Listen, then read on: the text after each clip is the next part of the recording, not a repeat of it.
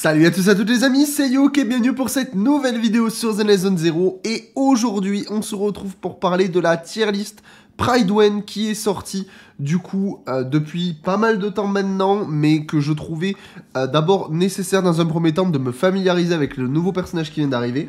Et maintenant je me dis que ça peut être une bonne alternative d'aller regarder sur Pridwen pour voir un petit peu ce qu'ils en pensent un petit peu de cette 1.3 pour le moment. Et de toute façon ma tier list personnelle va arriver plus tard. J'attends d'abord qui est du coup Lighter qui arrive in-game pour voir un petit peu comment ça bouge. J'aime bien faire une seule tier list directement fin du coup de patch, et je pense que ça peut être intéressant de regarder du coup en mi-patch, voir un petit peu comment ça se passe, qu'est-ce que Pridwen nous dit par rapport à ça, et évidemment si vous kiffez ce genre de contenu, n'hésitez pas à vous abonner, que ça fait plaisir. On est aux portes des 1200 abonnés, donc faites tout péter pour cette vidéo, on atteint les 1200 et on n'en parle plus, ça fait toujours plaisir, merci à tous ceux qui le feront. On va démarrer directement. Alors déjà, qu'est-ce que c'est Pridwen? C'est tout simplement un site qui analyse et qui répertorie beaucoup de données pour plein de jeux. Vous avez notamment donc Zenless Zone Zero, mais vous avez, comme vous voyez ici, beaucoup de jeux qui sont divers et variés et qui est plutôt cool, hein. Vous avez du Solo Leveling Rise, Wuthering Wave, tout ça. Et encore là, il me semble que même ici, il y a vraiment très peu de choses, alors qu'il y en a beaucoup plus, il me semble, des jeux.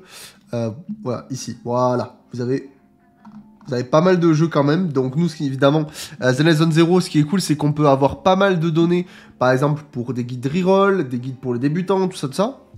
Mais ce qui nous intéresse, c'est évidemment leur tier list qu'ils ont fait par rapport au jeu, et ils aiment bien tout ça, mettre ça un petit peu à jour tranquillement, et ils ont un petit peu le même système que moi pour les tier list à noter, c'est-à-dire qu'ils font par rapport au type des personnages, étant donné que du coup ils ne classent pas les DPS, les purs DPS, en fait ils les mettent à part des personnages anomalies, des stunners et des supports. Alors, moi personnellement, déjà il y a un truc que je tiens à dire, évidemment, chacun son avis, tout ça, j'ai peut-être des trucs où je vais pas être en accord, des trucs où vous allez pas être d'accord avec ce que je dis, tout ça, donc évidemment, on est chill dans les commentaires, comme d'habitude, on est respectueux, là-dessus il n'y a pas de problème, chacun donne son avis, on peut avoir tort, on peut avoir raison, peu importe, on est des humains, donc je préfère aussi le dire, soyez pas sur l'agressivité, mais déjà dans un premier temps, ce que je trouve dommage, c'est que il n'y a pas assez de catégories.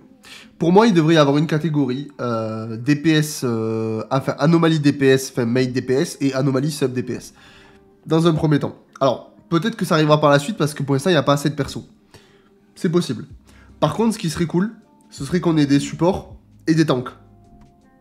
Parce que mélanger les supports et les tanks, ça n'a pas vraiment lieu d'être, je pense.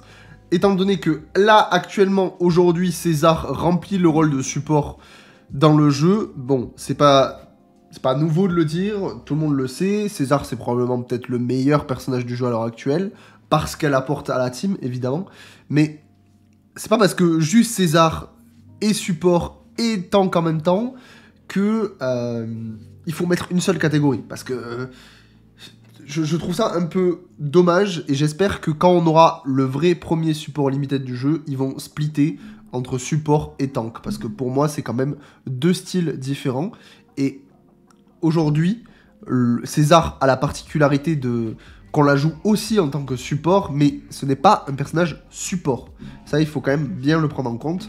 Elle apporte du boost à la team, mais de base c'est pas un personnage support, donc je tatillonne peut-être un petit peu, mais je trouve ça un peu dommage que du coup il y a que 4 catégories, alors que bon, on pourra en mettre 6, mais en vrai de vrai, pour l'instant, c'est pas si grave.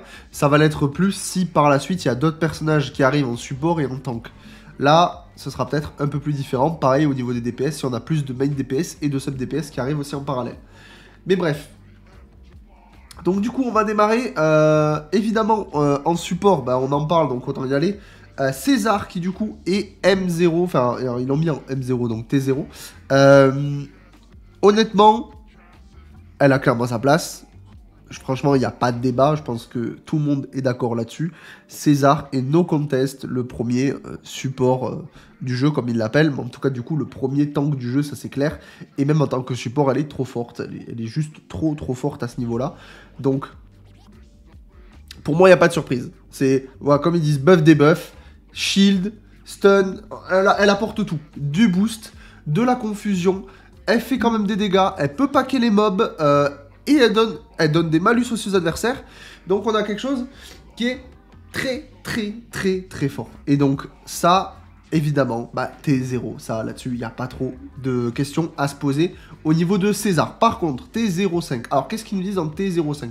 Évidemment, pour ceux qui ne sont pas familiers avec les tier lists, quand on parle de T0, c'est-à-dire c'est le tiers qui est 0, donc le plus puissant, et plus on va descendre, plus c'est... Enfin, moins c'est efficace. C'est-à-dire qu'en T05, on est sur du très bon, mais un peu moins efficace que le T0, etc., etc., vous l'aurez compris. Donc en bas, entre guillemets, les plus mauvais, entre gros guillemets, personnages du jeu. Attention, je tiens quand même aussi à mettre des petits warnings. Tous les personnages du jeu sont jouables, d'accord? Sachez-le. C'est pas parce qu'un personnage n'est pas T0 qu'il ne faut pas le jouer. Si vous kiffez le personnage, jouez-le. Ils sont tous très bons dans ce qu'ils font. Il n'y a aucun problème. Si vous kiffez jouer Ben, jouez Ben. Si vous kiffez jouer Nekomata, jouez Nekomata. Et si vous kiffez jouer Corrin, pas parce qu'elle est T3 Corrin, que de suite c'est alarmant, c'est le pire personnage. Oh mon dieu, je veux plus jamais jouer ce truc. Je vanne beaucoup les personnages, certains persos, mais je le redis encore une fois, premier degré ici, tous les personnages sont bons, donc n'hésitez pas à jouer ce qu'il vous plaît. Mais c'est intéressant de regarder un petit peu l'évolution de Pride1, qu'est-ce qu'ils considèrent, et du coup, c'est pour ça que je fais cette petite vidéo, parce que c'est toujours intéressant quand même. Et du coup, en support, en T05, on a Lucie et on a Nicole. Alors, honnêtement, je comprends. Il n'y a rien qui me choque. Lucie est super forte, elle donne des buffs de fou furieux, et Nicole, elle est dans une des meilleures teams du jeu, encore une fois, avec Zuyan, qui est monstrueuse. Nicole, vraiment, entre le debuff, le taux de critique qu'elle donne quand on l'a M6, parce que, évidemment, plus vous allez jouer au jeu, plus ça va être facile d'avoir les Mindscape, du coup, 6, les doublons, et une Nicole doublon max, c'est super fort. Et vraiment, Nicole, je suis étonné encore aujourd'hui que Nicole soit un personnage free-to-play, qui est là dès le début du jeu, que vous avez dans la box, et qui est juste vraiment forte en fait. Vraiment, c'est incroyable. Le debuff qu'elle applique à la team, le fait, enfin, aux adversaires, le fait qu'elle peut paquer ses adversaires. En plus, si vous amusez un petit peu bien avec Nicole, vous avez aussi cette particularité de pouvoir avoir des frames d'invulnérabilité avec la valise, etc. au moment où vous asseyez, bref. Un truc un peu technique, mais il y a quand même plein de trucs qui ont été conçus autour du perso que je trouve vraiment fort, et honnêtement, je trouve qu'elle est bien classée au même titre qu'une Lucie. Je trouve que elle reste vraiment très bonne. Mais est-ce que ça va le durer? Ça, je suis pas sûr. Honnêtement, une Lucie, pour l'instant, je la vois bien durer. Une Nicole, elle va peut-être avoir un moment où elle va faiblir, je pense. Là, pour l'instant, c'est pas le cas, mais je la vois pas trop durer non plus sur le long terme. Mais il n'empêche que Nicole, étant donné qu'elle est free-to-play, c'est quand même une masterclass. Et puis, le personnage est incroyable, voilà. Ensuite, on a quoi? Ils nous mettent Seth et Sukaku en même temps. Donc, du coup, alors, c'est un peu ça le problème. C'est que là, du coup, ils veulent nous faire comparer Seth avec une Nicole et une Lucie. Pour moi, ça n'a pas lieu d'être. Comme je le répète, c'est un personnage qui buff les anomalies. Il est là juste pour booster l'anomalie et mettre un peu de shield. Le personnage n'est pas comparable à une Lucie qui booste la team ou à une Nicole qui débuffe les adversaires. C'est vraiment un personnage qui est là pour tanker et qui apporte du boost à les personnages anomalies. Et je vais même le dire ici, alors que vraiment le personnage, je suis vraiment pas fan, vous le savez, ceux qui me suivent. Seth, pour les personnages anomalies, c'est un must-have de l'avoir dans la team. Vraiment, Seth est super fort. Honnêtement, je trouve que si vous n'avez pas César et qu'il vous faut un bon perso dans une team anomalie en tant que support, vous pouvez évidemment prendre Lucie, ça fonctionnera, mais Seth est une très bonne alternative, et je trouve que T1, alors T1 c'est loin d'être dégueulasse, attention, hein. T1 c'est loin d'être dégueulasse, mais pour moi il devrait être T05, voilà. Si je devais donner un avis, je le mettrais juste en dessous de César, parce que honnêtement il permet quand même d'apporter un boost à la team anomalie qui est pas dégueulasse du tout. On le remarque en fait, on le remarque quand même, Seth apporte quand même un vrai quelque chose, et du coup c'est un peu une option entre guillemets free to play si vous n'avez pas César, même titre qu'une Lucie évidemment, mais c'est quand même un confort de fou. Mais pour moi c'est différent entre guillemets, comme je le répète, entre tank et support, donc je sais pas, je suis pas trop Voilà, j'apprécie pas trop comment c'est foutu là comme ça, je mettrai 7 au-dessus. Mais pareil, je différencierai tank et support. Et du coup, pour moi, il y aurait Lucie au même stade que 7, mais du coup, pas dans la même catégorie, tout simplement. Par contre, Sukaku en T1, je trouve ça assez vrai. Sukaku, on la voit de moins en moins, elle est de moins en moins efficace. Après, on a les défenses de Shiou qui font que aussi, mais on a quelque chose qui est toujours très fort avec la Team Hélène. Ça, y a pas de souci, le personnage il bouge pas, mais bah, malheureusement, la Team Hélène, on va en reparler, mais elle est en train de perdre en efficacité. Et ça, c'est un peu un problème. On sait pas trop où ça va aller. Un problème, oui, mais pas trop. On va en reparler quand on parlera d'Hélène, parce que c'est là où ça va être important. Et ensuite, ils nous mettent Rina et Ben. Alors, du coup, c'est pareil. Moi, Rina, honnêtement, là, je suis pas trop d'accord. Pour moi, Rina, elle apporte de la pénétration. Elle est vraiment, vraiment pas dégueulasse, Rina. Elle permet de faire des beaux teamplay avec des bons gros chiffres. En fait, le boost qu'elle apporte, franchement, je trouve ça assez fou. Et honnêtement, je la mettrais au-dessus de Sukaku. Alors, peut-être pas Sukaku en T1.5, mais je mettrais peut-être Rina en T1, ça c'est sûr. Peut-être pas aussi bas, enfin après bas, entre guillemets, elle est quand même T1, hein, voilà. Mais, enfin T1.5, mais je la mettrais pas ici. Pour moi, quand même, elle serait au minimum au même niveau qu'une Sukaku, surtout qu'aujourd'hui, avec l'arrivée d'Yanagi, vous pouvez clairement jouer Yanagi avec Rina, et ça fonctionne même plutôt bien, donc là-dessus, je suis pas 100% d'accord pour Rina, voilà. Pour Ben, par contre, bon, Ben, est-ce que j'ai vraiment besoin de parler de Ben? Bon, Ben, il est bien là où il est. Évidemment, les joueurs de Ben, il n'y a pas de pression, les gars. Si vous kiffez jouer Ben, il n'y a pas de souci. Et encore, je le répète, vous pouvez faire des très bons trucs. J'ai vu des vidéos de fou avec Ben, mais Ben par rapport au reste actuellement, évidemment, hein, là on parle de tout ce qui est méta, hein, donc on est sur quelque chose par rapport à la défense du Chou, il le marque ici, qui fait que bah, Ben actuellement, bon, on le voit pas trop et on le sort pas trop Ben. Disons que c'est bien pour certaines personnes, par plaisir personnel, mais on va dire que dans la méta, Ben il est vraiment loin d'être efficace par rapport aux autres. Voilà. Ensuite, on a les stunners. Alors les stunners, honnêtement, je suis complètement d'accord avec toute la catégorie. Au moins comme ça, c'est clair. Évidemment, Chin-Yi, en fait, il n'y a même pas de débat. Chin-Yi est juste, évidemment, le stunner le plus fort du jeu. Et il y a clairement un tiers d'écart avec les autres personnages. Le perso, il apporte de l'invulnérabilité à tous ses coups. Enfin, à tous ses coups, à un maximum de coups quand même. Vous pouvez tout le temps vous amuser entre le dernier coup de son combo en maintenant clic gauche quand la jauge elle est chargée, qui vous permet d'être invincible pendant... En fait, vous avez des frames d'invulnérabilité. Et vous pouvez complètement jouer avec ça, re-enchaîner derrière sur du multi pour pouvoir recharger la jauge. Quand votre adversaire vous tape, vous pouvez Special X qui va vous redonner encore de l'invulnérabilité. Et pendant la fin de l'invulnérabilité, vous pouvez repartir sur du multi pour recharger la barre. Et en fait, vous pouvez faire ça en boucle. Ça peut vraiment être un cycle du moment que vous arrivez à bien esquiver de temps en temps. Vous pouvez vraiment faire des cycles d'invulnérabilité avec Chin-Yi qui est super fort. Et c'est super plaisant à jouer quand vous avez le feeling du personnage en main. Vraiment, c'est une dinguerie. Donc... En plus, ça permet de packer un petit peu avec son truc électrique, ça regroupe un petit peu les ennemis, puis ça permet aussi de faire du hit en zone autour d'elle. Donc ça, c'est quand même super fort. Et évidemment que du coup, Chin-Yi, c'était 0. Et là, jusque-là, je vous apprends rien, le personnage est vraiment fumé à ce niveau-là. Ensuite, on a l'icône, et pour moi, c'est assez logique. L'icône, je le vois très bien là.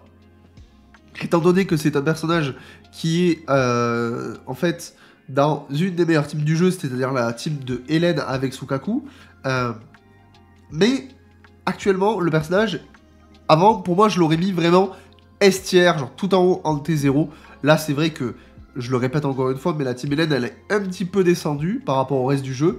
Et du coup, bah, pour moi, là, actuellement, Hélène, on sent qu'il y a une chute un tout petit peu. Et bah, l'icône, forcément... bah, il empathie, contrairement à une Chin-Yi, tu le mets pas clairement au même stade qu'une Chin-Yi, c'est pas possible. C'est l'icône, il est fort, ça y a pas de souci, je me bute avec l'icône, il est trop bien comme personnage, c'est un de mes persos préférés du jeu. Mais il faut dire les termes quand il faut le dire. L'icône, je suis désolé, mais tu t'es fait détrôner par Chin-Yi et il y a un tiers d'écart. il n'y a pas photo, le personnage est trop fort comparé à l'icône. C'est pour ça que l'icône, sa place, je trouve qu'elle est bien là où elle est. Et je trouve que... Alors, je sais pas s'il y a un ordre sur Pridewen entre MB et Coleda. Honnêtement, je mettrais Coleda quand même au-dessus que de MB. Mais en fait, les deux personnages, pour moi, par contre, sont très bien là où ils sont. C'est-à-dire les deux en T1, ils sont super forts. Évidemment, le combo de MB est pas facile à mettre tout le temps, mais si vous arrivez à bien connaître les patterns des adversaires, que vous avez vraiment le feeling avec le perso et que vous savez vraiment combo vraiment bien avec MB, en fait, ça vous permet de vraiment avoir cette facilité-là avec le personnage et vraiment blender la confusion en mono cible. Je vous jure qu'une MB bien stuff, au niveau de la confusion, ça fait des ravages. Mais après, à côté, on a une Coleda qui permet... déjà de bien fonctionner avec Ben qui est vraiment forte à ce niveau-là, elle permet de faire des bons dégâts, la confusion elle monte super vite avec Coleda aussi, et malheureusement en fait je pense que ce qui freine un petit peu Coleda, c'est vraiment le fait de la méta qui est pas du tout à son avantage en fait. La méta est clairement pas à son avantage en ce moment, et bah malheureusement ça se ressent, et surtout en fait elle est en compétition avec l'icône et Chini. Excusez-moi, je suis malade en ce moment. Donc du coup, bah en fait, je trouve que T1, ça lui va très bien. Elle est, pour moi, un cran en dessous de l'icône, qui est vraiment sa place actuellement, quand même, dans le jeu. Et encore un cran en dessous de Chini, qui vraiment est omniprésente sur le jeu en ce moment. Donc là-dessus, pas trop de surprises. Au niveau des anomalies DPS, alors DPS, donc du coup, ils prennent en compte main DPS et sub DPS. Donc... en T0, ils ont mis Burnice, Jane et Yanagi. Et honnêtement, je suis complètement d'accord. Je suis évidemment complètement d'accord. On a d'un côté, on a la sub DPS qui est Burnice qui met une tempête à Grace. Ça là-dessus, il n'y a pas de souci. Il n'y a pas de secret en fait. Le perso est juste trop fort. De toute façon, même ceux qui étaient là lors du live 1.2, vous avez vu ma réaction au moment où j'ai lu les premières lignes du perso, que j'ai compris ce que le personnage faisait. J'ai de suite...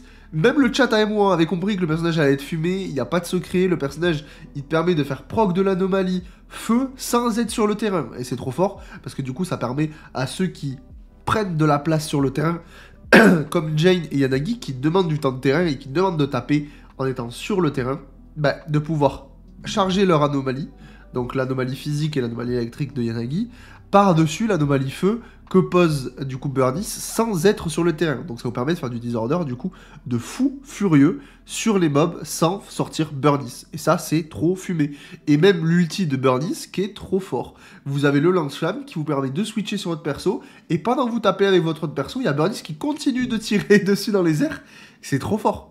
C'est trop fort, donc là-dessus, évidemment que Burnice, elle est T0. Ça, il n'y a aucun doute. Jane, elle est fumée avec Burnice. Elle est complètement fumée. Vous la mettez avec une César. La Jane, c'est un désastre sur la map. Elle tue tout le monde. Elle met des dégâts de fou furieux. Vraiment, une Jane montée avec Burnice et César. Mais vous retournez tout le PVE. Mais avec une facilité, mais terrifiante. Et évidemment, Yanagi, qui est aussi en T0. Pour moi, il n'y a pas de secret. Et alors, ce qui est bien, c'est que je ne trouve pas que Yanagi met une tempête à Jane. Et c'est là où je trouve ça cool, c'est que Yanagi, c'est une alternative à Jane. C'est-à-dire que si vous n'avez pas Jane et que vous voulez un main DPS qui est très fort, et bien vous avez Yanagi.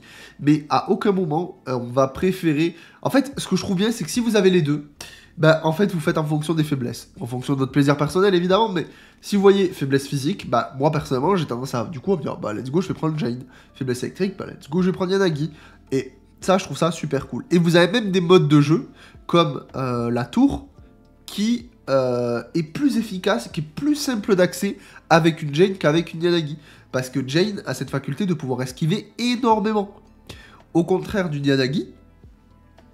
Et attention, évidemment, elle permet d'esquiver sans trop de problème. Elle a une parade aussi, Yanagi, qui est fort également. Mais elle n'a pas ce truc de pouvoir esquiver super facilement. Comme Jane, elle a des escape partout, Jane. Et dans le mode de jeu de la tour, bah effectivement, au nombre de hits que tu te prends et au nombre de coups que ça va te mettre dans la gueule, en fait, il t'en faut très peu pour mourir dans la tour.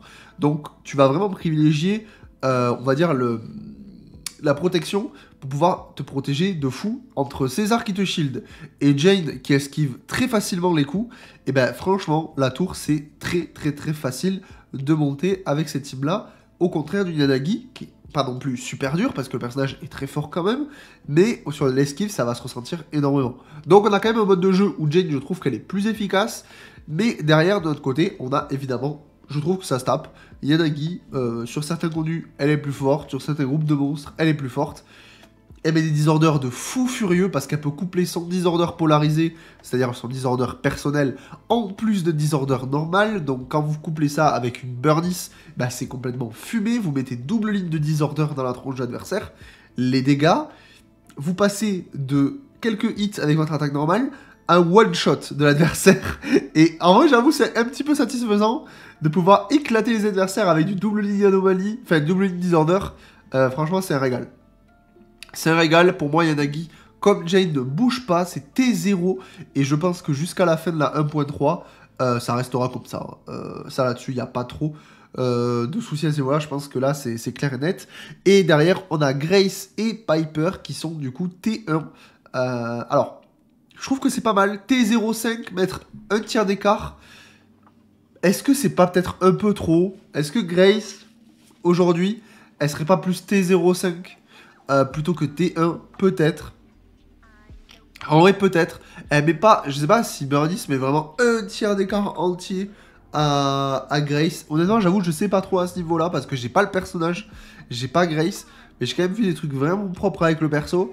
Et c'est une très bonne alternative à Burnice. Alors, mettre un tiers d'écart, je sais pas trop. Enfin, mettre deux du coup tiers d'écart, excusez-moi. J'avoue que je me tâte un petit peu, je me dis c'est peut-être un petit peu osé.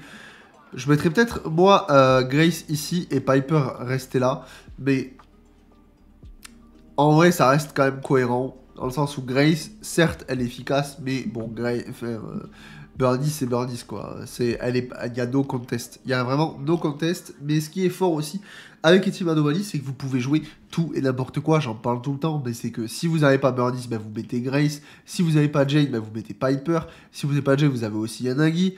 Donc ça fonctionne très bien. Et si vous avez Burnice, vous pouvez jouer avec Piper aussi derrière. Enfin, vous pouvez faire des combos de fou et ça fonctionnera très bien. Donc à ce niveau-là, on n'est pas non plus sur quelque chose de déconnant au niveau des anomalies, même pas du tout. Je mettrais peut-être juste Grace là. Voilà, si je devais donner mon avis, peut-être qu'elle a été un petit peu trop attaquée. Je sais pas, en vrai je sais pas. Étant donné que je sais pas le perso, vous me direz vous ce que vous en pensez par rapport à Grace, mais en tout cas, ça c'est sûr qu'elle est T1 minimum. Après, est-ce qu'elle a sa place en T05? C'est vous qui me direz. Au niveau des DPS, alors là, je vais mettre un coup de gueule. Voilà, il y a des trucs que je comprends pas dans le jeu. Enfin, sur ce site. C'est là où je suis pas content. C'est-à-dire que quand vous notez sur Prideway et que vous mettez des catégories, où vous mettez en T0 les meilleurs personnages de chaque catégorie, pourquoi vous faites en sorte de baisser les autres personnages? Ça n'a pas de sens. Ça n'a pas de sens. Vous avez en T0, vous mettez rien. Voilà. Il n'y a personne en DPS qui est en T0. C'est-à-dire qu'il y a une Hélène, il y a une Zuyan qui était T0, qui, vous voyez, il y a une petite flèche, c'est-à-dire qu'ils l'ont baissé. C'est-à-dire qu'actuellement, en DPS, en pur DPS, il n'y a personne. Du coup, il faut baisser les catégories, en fait. C'est-à-dire que tu compares pas un pur DPS avec un anomalie, si je me fie au site. Mais du coup, quel est l'intérêt de baisser les personnages pur DPS, étant donné que tu les compares pas? Sinon, ça sert à rien de faire des catégories. Autant paquer tout le monde. Donc, si tu les compares pas, bah, les meilleurs DPS, tu les mets en haut.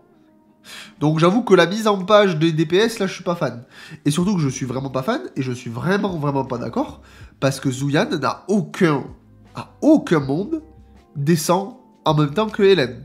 Actuellement, Zuyan, et je suis désolé, je suis prêt à prendre le bouclier et les armes pour le dire, aujourd'hui, Zuyan est toujours dans les meilleures teams du jeu. Zuyan est vraiment... Si vous avez Zuyan, vous savez. Zuyan, les gars, ceux qui n'étaient pas à 1.0, je vous jure, c'est un monstre. Le personnage est super fort. Vraiment, et surtout, ce qui est encore plus fou, c'est que le personnage n'est pas, pour moi, n'est pas à son prime. Le personnage va être plus à son prime quand vous allez avoir un vrai support qui va remplacer Nicole, parce que je rappelle que Nicole c'est un personnage free-to-play qui l'accompagne. Quand derrière vous avez une Chin-Yi qui certes fait partie de la même faction, mais imaginez un confusion Ether S-Limited qui va arriver pour coupler avec Zuyan en compagnie d'un vrai support qui va remplacer Nicole. Mais imaginez le potentiel de Zuyan quand elle va être à son prime moment. Vraiment, Zuyan, elle est trop forte. Et honnêtement, alors, je suis d'accord que, quand même, enfin, il y en a qui ont assez débattu avec ça. Je vais pas non plus lever le drapeau, mais je trouve quand même qu'il y a quand même une vraie différence entre les personnages Anomalie DPS et Zuyan. Je trouve que les personnages Anomalie DPS sont au-dessus, même si... En fait, le vrai problème que j'ai, c'est que les personnages Anomalie, déjà tous les petits sbires, ils les terrassent à une vitesse monstrueuse, donc déjà c'est un game énorme de temps, et après quand derrière t'arrives sur les boss, alors ok Zuyan est peut-être plus efficace en burst, mais avec tout le temps que t'as gagné avant, si t'es pas mauvais en DPS anomalie, les boss tu les éclates, et encore plus rapidement avec Yanagi, avec les doubles proc disorder, je tombe des boss à une vitesse, ça n'a aucun sens, à la vitesse où je tombe les boss, et vraiment c'est une folie, donc pour moi, Zuyan elle est peut-être un peu en dessous des personnages DPS anomalie, mais du coup, si tu mélanges les deux DPS, effectivement, Zuyan, je la mets là, tu vois. Mais étant donné que tu compares les purs DPS avec les purs DPS, bah Zuyan, tu la mets là pour moi. Zuyan, elle est vraiment, elle est trop forte. Donc là-dessus, je suis pas d'accord, et c'est toujours, pour moi, hein, la meilleure team entre Chili, Zuyan et Nicole, c'est toujours la main team la plus puissante en pur DPS, no contest. Genre vraiment, elle est fumée. Mais après, j'adore le perso, et en vrai, juste, je trouve ça un peu dommage. Quand j'ai vu ça, j'étais en mode, bah attends, mais à quel moment en fait? À quel moment tu me descends Zuyan? Alors vraiment, Zuyan, elle est toujours aussi forte. J'ai plié toutes mes défenses de Shiyu, mais avec une facilité, mais déconcertante. Et enfin, je sais pas. Là-dessus, je sais pas. Je trouve que Zuyan, elle est clairement pas en train de baisser en efficacité. Au contraire d'une Hélène, qui pour le coup, je trouve qu'elle est vraiment en train de baisser en efficacité. Et je la joue de temps en temps, Hélène. Hein. Je la joue et je le remarque. Effectivement, elle reste toujours très forte. Tu peux toujours clear le endgame avec Hélène. Mais il y a quand même une différence à noter. Et une comparaison qui est quand même... qui n'a rien à voir avec Zuyan à l'heure actuelle en défense de Shiyu. Hein. Pour moi, Zuyan est clairement au-dessus. Et Hélène a, pour moi, baissé d'un tiers. Donc je trouve que par contre, Hélène, c'est pas dégueulasse. Je trouve que c'est logique de l'avoir baissé.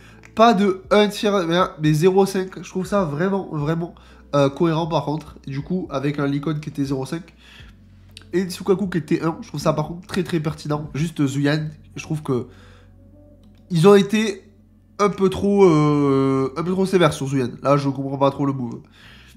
Puis comme je vous l'ai dit, si ça pose vraiment problème, t'enlèves la catégorie. Enfin je comprends pas comment c'est foutu le site à ce niveau là, un peu bizarre. Ensuite, on a Soldat. Soldat qui était 1,5. Alors Soldat, je trouve qu'elle a sa place à ce niveau-là, il n'y a pas trop de soucis. Le personnage est fort. Alors, ils l'ont baissé d'un cran, honnêtement, je sais pas. Je sais pas trop. Le truc que je me dis, c'est que comme Soldat et comme Hélène, c'est que temporaire. Étant donné qu'il y a Lighter qui arrive, Lighter qui va boost, on le sait, les personnages glace et les personnages feu. Donc, que ce soit Soldat ou que ce soit Hélène, qu'on le veuille ou non, ils vont prendre un up par extension. C'est-à-dire que du coup, dans la meilleure team de Hélène et dans la meilleure team de Soldat, eh ben, on va retrouver un Lighter. Donc, ils vont être augmentés en efficacité. Donc, probablement que plus tard, par la suite, Hélène va peut-être remonter en T0 en même temps que Zuyan. Peut-être, je sais pas.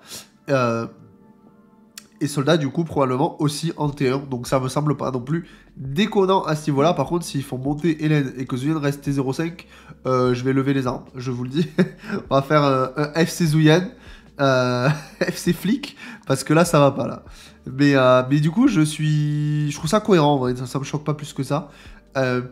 Et effectivement, dans tout le reste, je trouve ça assez pertinent du coup d'avoir mis Soldat au-dessus du Nekomata, parce que c'est vrai que Soldat, pour moi, elle est plus efficace, de pas beaucoup, mais pour moi, elle est plus efficace, surtout quand vous savez la jouer bien comme il faut.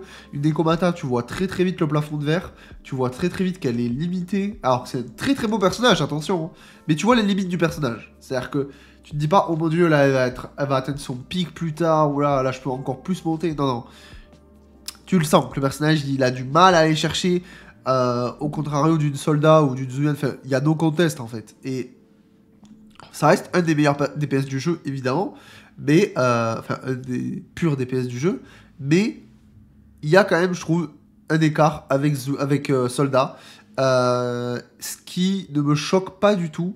Et je le répète encore une fois, mais si vous avez des Komata, vous pouvez évidemment clear le game avec, il n'y a aucun problème. Des Komata, elle reste quand même très très forte. Et surtout, je trouve que le personnage est super agréable à jouer. Voilà, je vous le dis, le personnage est trop trop agréable. Donc si vous avez des Komata et que vous hésitez à la monter, n'hésitez pas. Elle restera quand même très efficace, ne vous inquiétez pas. Et après, évidemment, on retrouve donc du coup Billy, Anton et Corinne, du coup en T2 et T3 respectifs, ce qui me choque pas étant donné que ce soit les rangs A du jeu, donc forcément un peu en dessous des autres DPS qui sont S et les autres DPS qui sont limited. Billy, Anton, ça me choque pas de les retrouver au même endroit, et Corinne encore en dessous. Pour moi, Corinne, vraiment, genre le personnage... Je sais que le personnage peut vraiment être fort et tout, y a pas de souci, mais déjà que ce soit Anton ou Corinne, je comprends pas. Le gameplay, il est pas du tout pour moi, je comprends pas trop comment on veut vraiment optimiser les dégâts avec ce truc. J'ai vraiment du mal avec les personnages, donc pour moi, ils ont vraiment leur place ici. Après, est-ce que Corinne, tu la baisses d'un tiers par rapport aux autres? C'est peut-être un peu trop. Je dirais que, du coup, Neko, tu la mets en première place. Et Corinne, tu l'avais peut-être en dernière place, avec Anton en troisième place. Du coup, ça ferait Nekomata, Billy, Anton, Corinne. Mais de là à mettre Corinne un cran en dessous, je sais pas. Je trouve que c'est peut-être un petit peu trop pour Corinne. La pauvre Corinne, vraiment. Triste. Triste pour elle. Je suis désolé, Corinne. Je t'aime bien, en fait, en secret. Désolé. Voilà un petit peu ce que je pense de cette tier list Pridwen, les amis. Honnêtement, en vrai, dans sa globalité, je suis quand même assez d'accord. Juste, il y a des trucs qui me dérangent un petit peu, comme Zuyan, qui a pas trop sa place. Le mélange de certaines catégories qui devraient être splittées. Et aussi cette histoire de pur DPS, pourquoi il n'y a personne en T0, alors que du coup, c'est pas un comparatif avec les autres catégories. Donc là, je comprends pas. Je comprends pas du tout comment c'est foutu. Et Rina, peut-être que j'aurais mis au-dessus. 7 au-dessus, du coup. Et bon, vous avez vu la vidéo de toute façon. Et après le reste, globalement, on est, je pense, d'accord. Moi, en tout cas, je le suis avec Pridwen. Dites-moi ce que vous en pensez dans les commentaires. Globalement, ça va. Si vous kiffez ce genre de format, on continuera à le faire de temps en temps sur Pridwen. C'est toujours cool de voir un petit peu aussi les avis extérieurs par rapport à moi. Je fais des tier lists, c'est cool. Mais aussi de voir un petit peu les avis des autres. Parce que des fois, peut-être c'est moi qui suis à côté de la plaque. Ou peut-être des fois, c'est moi qui trouve que là, c'est abusé. Et... de toute façon, dans tous les cas, on le répète toujours, mais les tier lists, c'est quand même assez subjectif. Même quand on essaye d'être le plus objectif possible, il y a toujours une part de subjectivité, étant donné qu'on n'est pas non plus dans les logs du jeu, on n'a pas tous les chiffres, on n'a pas les datas à 100%. Donc c'est toujours du feeling, du ressenti, de nos tests, de nos expériences sur le jeu, etc. Donc c'est toujours très intéressant de vous lire dans les commentaires par rapport à ça. Si je réponds pas à tout le monde, c'est qu'il y a beaucoup de demandes dans les commentaires. Des fois vous m'envoyez des pavés de fou, je les lis mais j'ai juste pas le temps de répondre. Voilà. Aussi si vous trouvez que en ce moment j'ai du mal et tout avec les vidéos au niveau de la voix, tout ça, je l'ai répété tout à l'heure mais je suis complètement malade, donc j'ai du mal. Mais vous inquiétez pas, on est là sur les vidéos, il n'y a pas de souci, on continue. Mais voilà, si vous m'entendez un peu pris, etc., vous inquiétez pas, tout va bien. Voilà, on continue, on est là, et puis évidemment, demain, du coup, j'arrive plus à conclure. Demain, du coup, nouvelle vidéo sur Zenless Zone 0. Dites-moi ce que vous en pensez de tout ça, et puis on se retrouve du coup demain. Ciao.